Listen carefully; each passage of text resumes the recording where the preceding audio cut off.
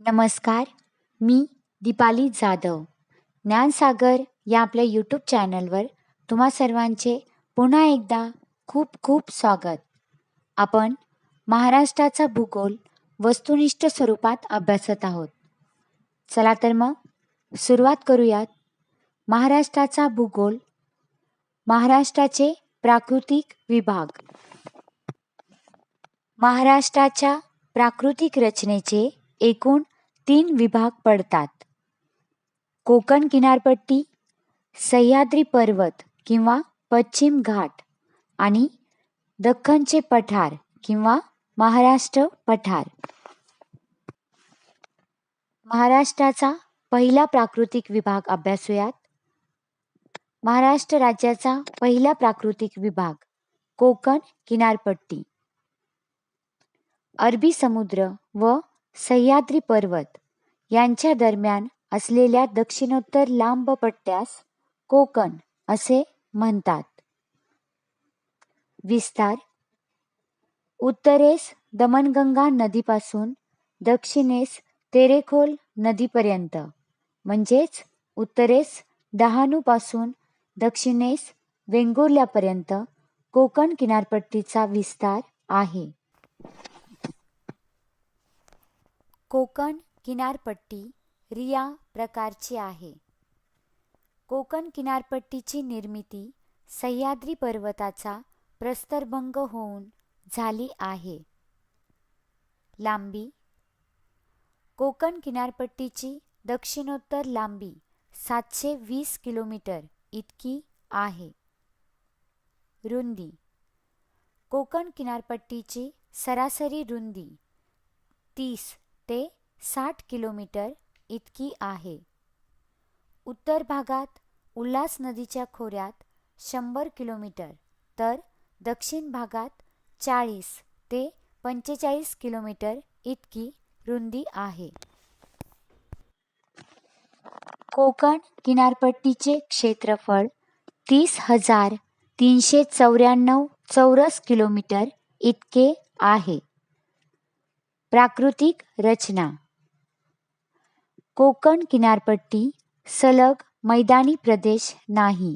यामध्ये अनेक डोंगर दऱ्यांनी व्यापलेला कमी उंचीचा सखल भाग आहे. कोकण किनारपट्टीची सखल भागाची उंची समुद्र सपाटीपासून सरासरी 15 मीटर इतकी आहे. कोकण किनारपट्टीची उंची पूर्वेकडे सह्याद्रीच्या पायथ्यापर्यंत 250 मीटरपर्यंत वाढत जाते. कोकण किनारपट्टीचा सर्वसाधारण उतार पूर्वेकडून पश्चिमेकडे आहे. उपविभाग. कोकण किनारपट्टीचे 2 उपविभाग पडतात. उत्तर कोकण व दुसरा दक्षिण कोकण. आपण उत्तर कोकणाविषयी माहिती बघूयात. मुंबई शहर, मुंबई उपनगर, ठाणे, पालघर, रायगड या 5 जिल्ह्यांचा समावेश उत्तर कोकणात होतो. दक्षिण कोकण. रत्नागिरी, सिंधुदुर्ग या 2 जिल्ह्यांचा समावेश दक्षिण कोकणात होतो. उत्तर कोकणाच्या तुलनेत दक्षिण कोकण अधिक खडकाळ आहे. खलाटी व वलाटी. पश्चिमेकडील अरबी समुद्राच्या सखल भागाला खलाटी असे म्हणतात. खलाटीच्या पूर्वेस असलेल्या डोंगराळ भागाला वलाटी असे म्हणतात. कोकण किनारपट्टीची वैशिष्ट्ये. खाड्या. भरतीचे पाणी नदीमुखात जिथपर्यंत आत शिरते त्या भागास खाडी असे म्हणतात. उदाहरणार्थ डहाणूची खाडी, वसईची खाडी, धरमतरची खाडी, रोह्याची खाडी, राजापूरची खाडी, तेरेखोलची खाडी इत्यादी. कोकणचा किनारा अनेक खाड्यांनी बनलेला आहे. सागरी किल्ले. वसईचा किल्ला, जंजिरा, सुवर्णदुर्ग, विजयदुर्ग, सिंधुदुर्ग हे सर्व सागरी किल्ले कोकण किनारपट्टीचे वैशिष्ट्य आहेत. बंदरे. महाराष्ट्रात एकूण 49 बंदरे आहेत. कोकण किनारपट्टीवर मुंबई हे नैसर्गिक आंतरराष्ट्रीय बंदर आहे. मुंबईजवळ न्हावाशेवा हे बंदर आहे. तसेच अलिबाग, मुरुड, जयवर्धन, रत्नागिरी, मालवण, वेंगुर्ले इत्यादी बंदरे कोकण किनारपट्टीवरती आहेत. बेटे. मुंबई, साष्टी, खांदेरी, उंदेरी, जंजिरा, घारापुरी, अंजनदिवी इत्यादी कोकण किनारपट्टीच्या प्रदेशात बेटे आढळतात. महाराष्ट्राचा दुसरा प्राकृतिक विभाग आहे सह्याद्री पर्वत किंवा पश्चिम घाट. स्थान. दख्खनच्या पठाराचा पश्चिमेकडील न खचलेला भाग म्हणजे सह्याद्री होय. सह्याद्री सातमाळा डोंगर रांगांपासून दक्षिणेकडे कन्याकुमारीपर्यंत पसरला आहे. लांबी. सह्याद्री पर्वताची लांबी 1600 किलोमीटर इतकी आहे. सह्याद्री पर्वताची महाराष्ट्रातील लांबी 720 किलोमीटर इतकी आहे. उंची. सह्याद्री पर्वताची उंची 915 ते 1220 मीटर इतकी आहे. महाराष्ट्रात सह्याद्रीची उंची उत्तरेकडे वाढत जाते व दक्षिणेकडे कमी होत जाते. सह्याद्री पर्वत पठाराकडून अत्यंत मंद उताराचा दिसतो व पश्चिमेकडून अत्यंत उंच व सरळ भिंतीसारखा दिसतो. सह्याद्री पर्वत अतिशय प्राचीन असून या पर्वताची बऱ्याच ठिकाणी झीज झाल्याने कमी अधिक उंचीची ठिकाणे निर्माण झाली आहेत. वैशिष्ट्य. जलविभाजक. हे सह्याद्री पर्वताचं पहिलं वैशिष्ट्य आहे. सह्याद्री पर्वत जलविभाजकाचे काम करतो. अरबी समुद्राला मिळणाऱ्या पश्चिम वाहिनी नद्या व बंगालच्या उपसागराला मिळणाऱ्या पूर्व वाहिनी नद्या यांचे सह्याद्री पर्वतामुळे जलविभाजन झाले आहे. नद्यांची उगमस्थाने. सह्याद्री पर्वतात अनेक दख्खनच्या पठारावरील नद्यांची उगमस्थाने आहेत. नाशिक जिल्ह्यातील त्र्यंबकेश्वर येथे गोदावरी नदीचा उगम झाला आहे. गोदावरी नदीच्या दक्षिणेस सुमारे 100 किलोमीटर अंतरावर भीमाशंकर येथे भीमा नदीचा उगम झाला आहे. भीमा नदीच्या दक्षिणेस कृष्णा नदीचा उगम महाबळेश्वर येथे झाला आहे. महाबळेश्वर मधूनच कोयना नदीचा उगम झाला आहे. राजकीय स्वरूप. सह्याद्रीच्या पर्वतमय भागात ठाणे, रायगड, रत्नागिरी, सिंधुदुर्ग या जिल्ह्यांच्या पूर्व भागांचा समावेश होतो. सह्याद्रीच्या पर्वतमय भागात नाशिक, अहमदनगर, पुणे, सातारा, सांगली, कोल्हापूर या जिल्ह्यांच्या पश्चिम भागाचा समावेश होतो. सह्याद्री पर्वतातील प्रमुख डोंगर रांगा. शंभू महादेव डोंगररांग, हरिश्चंद्र बालाघाट डोंगररांगा आणि सातमाळा अजिंठा डोंगररांगा अशा 3 प्रमुख डोंगररांगा आहेत. त्यापैकी पहिली शंभू महादेव डोंगररांगा अभ्यासूयात. रायरेश्वर पासून शिंगणापूर पर्यंत पसरलेल्या डोंगर रांगेला शंभू महादेव डोंगररांगा असे म्हणतात. शंभू महादेव डोंगररांगा सातारा आणि सांगली या 2 जिल्ह्यातून पुढे कर्नाटक राज्यात जातात. भीमा नदीच्या दक्षिणेस शंभू महादेव डोंगररांगा आहेत. शंभू महादेव डोंगररांगांमुळे भीमा व कृष्णा नदीची खोरी वेगळी झाली आहेत. शंभू महादेव डोंगररांग ही महाराष्ट्रातील दक्षिणेकडील सर्वात मोठी डोंगररांग आहे. दुसरी डोंगररांग आहे हरिश्चंद्र बालाघाट डोंगररांगा.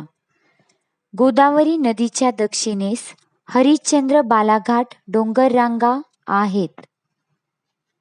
हरिश्चंद्र बालाघाट डोंगररांगांमुळे गोदावरी व भीमा नदीची खोरी वेगळी झालेली आहेत.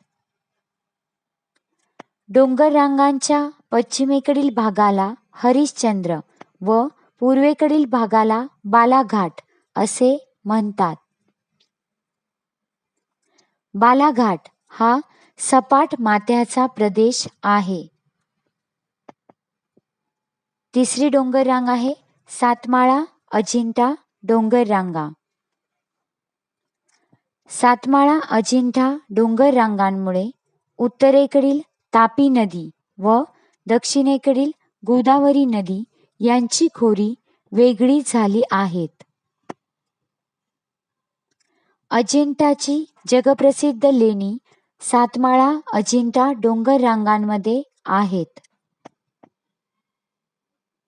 डोंगररांगेच्या पूर्वेकडील भागास अजिंठा डोंगररांग असे म्हणतात.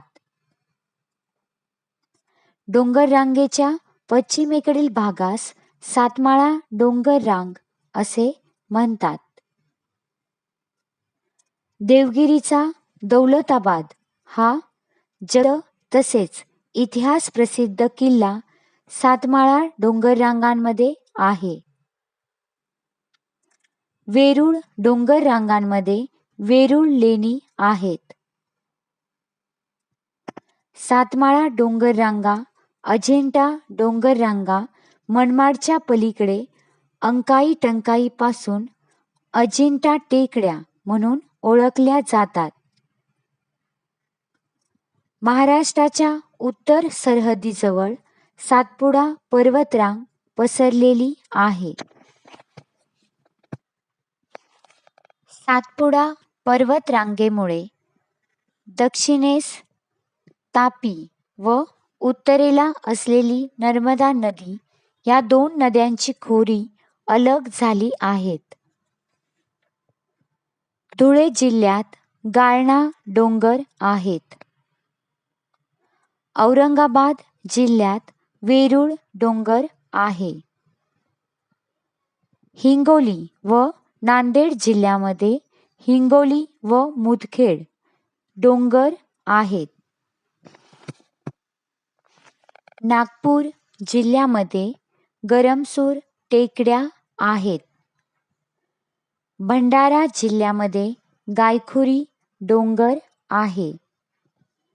गडचिरोली जिल्ह्यामध्ये चिरोली, भामरागड, सुरजागड इत्यादी डोंगररांगा आहेत.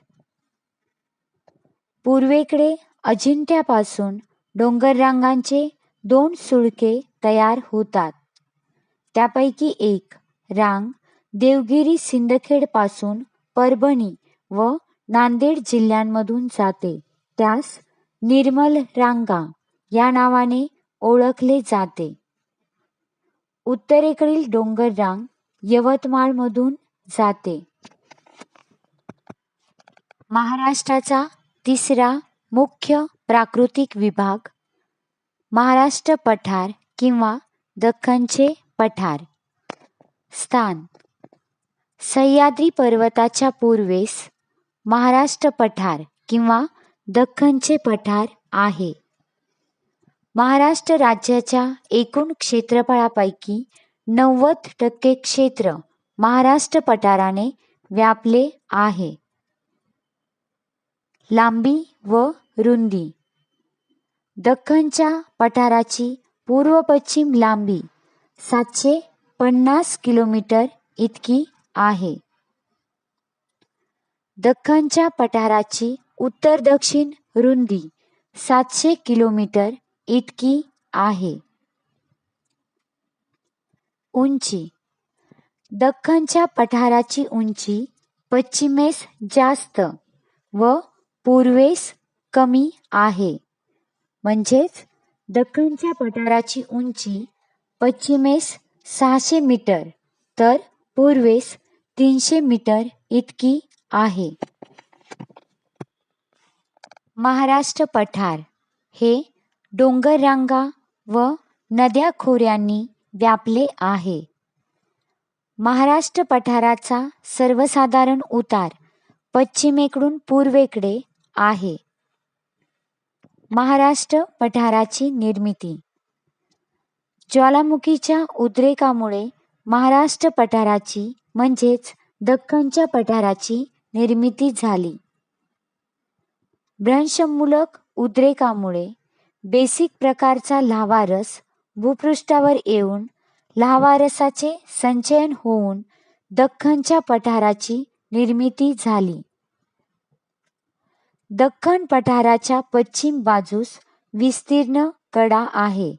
त्यापासून पश्चिम घाटाची म्हणजेच सह्याद्री पर्वताची निर्मिती झाली आहे. बालाघाट डोंगरावर अहमदनगर बालाघाट पठार तयार झाले आहे. शंभू महादेव डोंगराच्या उंचवट्याच्या भागात सासवडचे पठार आहे. औंधचे पठार, खानापूरचे पठार, जत पठार इत्यादी पठारे आहेत. सातमाळा डोंगर रांगावर सपाट प्रदेश म्हणजेच बुलढाणा पठार व मालेगाव पठार आहेत. मराठवाड्यात मांजरा पठार आहे. सातमाळा डोंगर रांगेमध्ये उत्तरेकडे धुळे नंदुरबार जिल्ह्यात तोरणमाळ पठार आहे. खोऱ्यांचा प्रदेश महाराष्ट्राचा पठारी प्रदेश किंवा दख्खनचा पठारी प्रदेश मुख्यत्वे नद्यांच्या खोऱ्यांसाठी ओळखला जातो किंवा प्रसिद्ध आहे. उदाहरणार्थ गोदावरी नदी खोरे, भीमा नदी खोरे, कृष्णा नदी खोरे, प्राणहिता नदी खोरे इत्यादी. संपूर्ण व्हिडिओ पाहिल्याबद्दल तुम्हा सर्वांचे मनापासून आभार. व्हिडिओ आवडला असल्यास लाईक करा, शेअर करा आणि असेच नवनवीन व्हिडिओ पाहण्यासाठी सबस्क्राईब नक्की करा.